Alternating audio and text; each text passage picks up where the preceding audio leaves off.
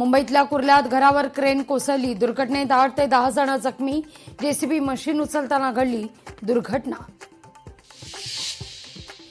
महापौरांच्या पीआर प्रस्तावाला स्थायी समितीत ब्रेक, महापौरांच्या पीआर करता करण्यात येणाऱ्या खर्चावरून राजकारण तापलं. एसआयआर संदर्भात नागपूरमध्ये भाजपची महत्वाची बैठक, केंद्रीय मंत्री किरण रिजिजू बैठकीला राहणार उपस्थित. दिल्लीतल्या जंतर मंतरवरील हिंसाचाराच्या चौकशीकरता उच्चस्तरीय समिती, सर्वोच्च न्यायालयाचे निवृत्त न्यायमूर्ती आर सुभाष रेड्डी समितीचे प्रमुख. जुहू चौपाटीवर कचरा साफ करण्याचं काम वेगानं सुरू, सलग 40व्या दिवशी लोकशाही मराठीचा रियालिटी चेक. ऐन सणासुदीत गोडवा महागला, साखरेच्या दरात मोठी वाढ, किरकोळ बाजारात साखरेचा दर 65 रुपये किलोच्या पुढे.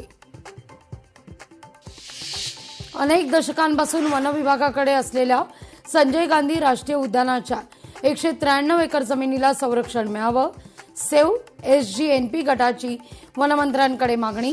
रस्ते आणि उद्यानांकरता वनजमिनीचं हस्तांतरण ही एक फसवणूक, वनमंत्री गणेश नाईकांचं वक्तव्य. टीडीआर प्रकरणी मंत्र्यांचे एकमेकांवर आरोप, मात्र ठाणेकरांवर कोट्यवधींच्या टीडीआरचा भार. ठाणेकरांच्या प्रश्नावर मुख्यमंत्री गप्प का? डी दयाबाई कंपनीला दिलेला टीडीआर मुख्यमंत्री स्वअधिकारात का थांबवत नाहीत? लोकशाही मराठीचे सवाल. प्रकल्प बाधितांच्या नावाखाली सरकारची घोर फसवणूक, कोट्यवधींच्या घोटाळ्याची माहिती लोकशाही मराठीच्या हाती. मुंबई अहमदाबाद हायस्पीड रेल्वेच्या कामात अधिकाऱ्यांवर गैरव्यवहार.